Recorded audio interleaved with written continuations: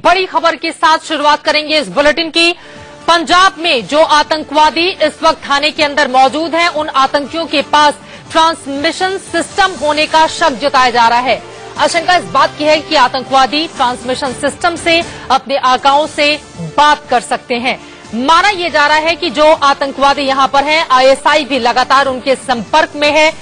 अजय हमारे सहयोगी जुड़ चुके हैं इस वक्त और ज्यादा जानकारी के साथ। अजय, कहा जा रहा है कि ट्रांसमिशन सिस्टम हो सकता है इन आतंकियों के पास।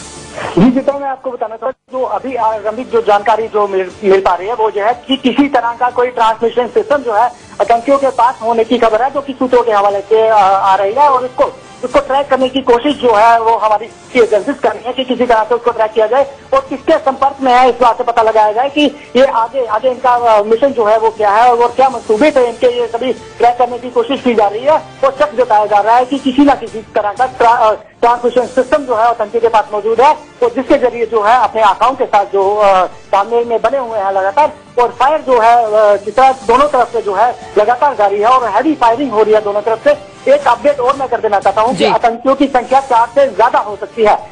जिस तरह से हैवी फायर अंदर से आ रहा है, आतंकियों की संख्या 4 से ज्यादा हो सकती है। किस तरह 4 से ज्यादा हो सकती है आतंकियों की संख्या। और बड़ी खबर यह है, ट्रांसमिशन सिस्टम हो सकता है जिसको ट्रैक करने की कोशिश सेना की ओर से की जा रही है। और अगर ऐसा है तो ये बिल्कुल उसी तरह की तस्वीर हमारे जेहन में पैदा करता है जैसा कि नवंबर 2008 में मुंबई हमले के दौरान हमने देखा था। किस तरह से आतंकवाद ट्रांसमिशन सिस्टम हो सकता है जिसको ट्रैक करने की कोशिश सेना की ओर से की जा रही है। और अगर ऐसा है तो ये बिल्कुल उसी तरह की तस्वीर हमारे जेहन में पैदा करता है जैसा कि नवंबर 2008 में मुंबई हमले के दौरान हमने देखा था। किस तरह से आतंकवादी अपने आकाओं के संपर्क में थे पाकिस्तान में, और आईएसआई का हाथ भी इसके पीछे बताया जा रहा है। हालांकि भारत सरकार इस पूरे मामले में खोल के अभी कुछ बोलने को तैयार नहीं है। प्राथमिकता इस बात की दी जा रही है कि सबसे पहले ऑपरेशन को खत्म किया जाए। अजय महाजन, एक और जानकारी महत्वपूर्ण ये मिल रही है कि जिंदा आतंकवादियों को पकड़ने की कोशिश है वहां पर। अजय, सुन रहे हैं क्या? जिस तरह से ऑपरेशन कर रहा है हाईकमान से हो सकता है कि इंफॉर्मेशन हो आर्मी के पास कि इनको जिंदा पकड़ा जाए, जहां तक जितना हो सके इनको जिंदा पकड़ा जाए। क्योंकि अगर जिस तरह से इन्होंने रेलवे ट्रैक पे बॉम्ब बिछाए हैं और जिस तरह से और भी कई वारदातों को अंजाम देने वाले हो सकते हैं, और ये सारी बातें जो है इनके पर ही सामने आ सकती हैं। और इसी आर्मी जो है इसी तैयारी में है कि इनको किसी न किसी तरीके से किसी एक को भी जिंदा पकड़ा जाए। जिस तरह से ये सुबह से ऑपरेशन से ये कर रहा है और तकरीबन 9 बजे के करीब आर्मी यहाँ पे पहुंची थी और आर्मी का ऑपरेशन भी 3-3.5 घंटे से जो है वो चल रहा है लगातार।